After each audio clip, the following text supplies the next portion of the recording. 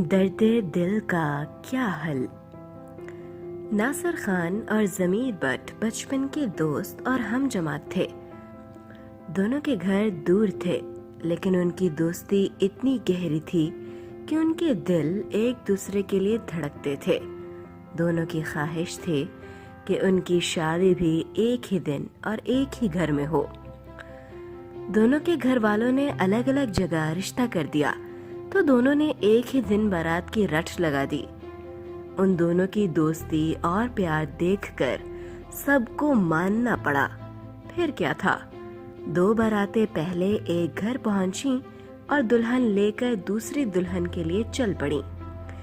یہ ایسی شادیاں تھیں کہ اہل علاقہ نے مدتوں یاد رکھیں۔ وقت گزرتا گیا، لیکن بیویوں کے آنے کے بعد آہستہ آہستہ ناصر اور ضمیر کی دوستی بھی کم ہوتی گئی۔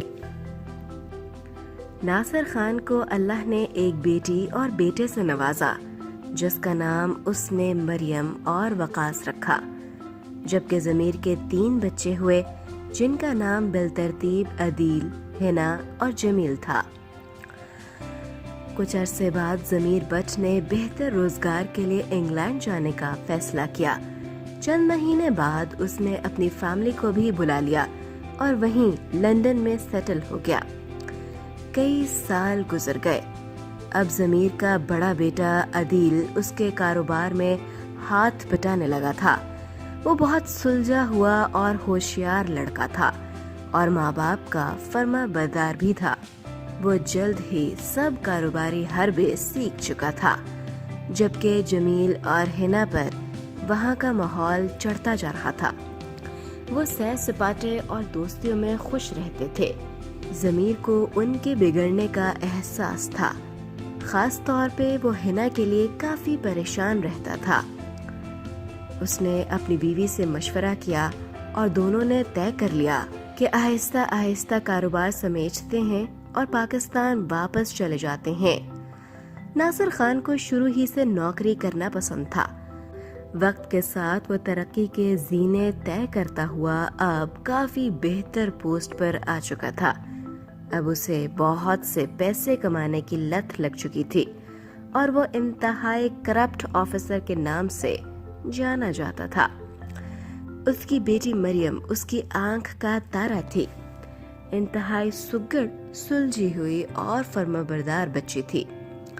مریم کو سبھی پسند کرتے تھے۔ ناصر کو آفس کی طرف سے UK جانے کا موقع ملا۔ وہاں وہ ڈھونڈتے ہوئے ضمیر بٹ کے گھر پہنچ جاتا ہے۔ ضمیر اسے اتنے سالوں بعد اچانک دیکھ کر حیران رہ جاتا ہے اور خوشی سے اسے لپٹ جاتا ہے، اپنی بیوی اور بچوں سے ملاتا ہے۔ ناصر خاص طور پر عدیل سے مل کر بہت متاثر ہوا۔ ناصر زمین کا عالی شان گھر اور پیسوں کی ریل پیل دیکھ کر امپریس ہو جاتا ہے۔ اس کے دل میں یہاں اپنی بیٹی کے رشتے کا لالچ آ جاتا ہے۔ اس نے موقع بے موقع اپنی بیٹی مریم کی تعریفیں شروع کر دیں۔ انہیں اپنی بیٹی کے بارے میں اتنا کچھ بتایا کہ وہ سبھی متاثر ہو گئے۔ ضمیر اور اس کے اہل خانہ عدیل سے اس کی بیٹی کی شادی کے لیے راضی ہو جاتے ہیں۔ عدیل کو مریم یاد تھی، جو بچپن میں اس کی ساتھی تھی اور اس کے ساتھ کھیلا کرتی تھی۔ وہ خوشی خوشی رضامند ہو جاتا ہے۔ مریم کو باپ ٹیلی فون پر ساری بات بتاتا ہے اور وہ باپ کی رضامندی کے آگے سر جھکا دیتی ہے۔ ناصر خان ضمیر کو منا لیتا ہے کہ نکاح ٹیلی فون پر کر دیا جائے اور رخصتی بعد میں کر دی جائے۔ یہ ٹیلی فون پر نکاح ہو جاتا ہے۔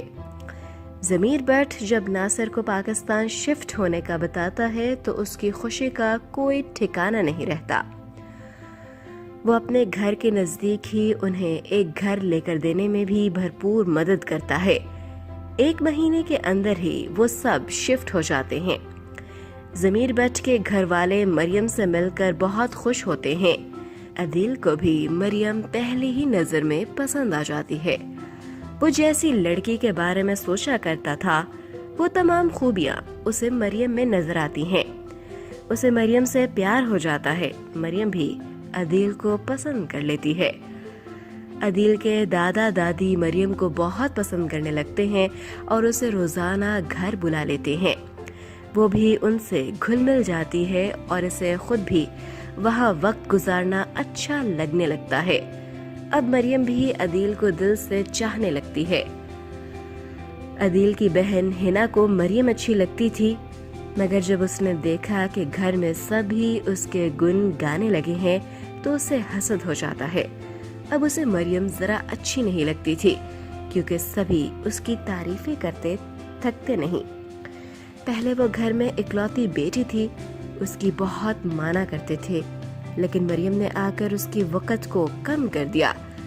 انہی دنوں اس کی ملاقات شیراز سے ہوئی، جو سیٹھ طاہر کا اکلوتا اور بگڑا ہوا بیٹا تھا۔ ہر وقت شباب اور شراب میں ڈوبا ہوا شیراز ہنا کو پسند آ گیا۔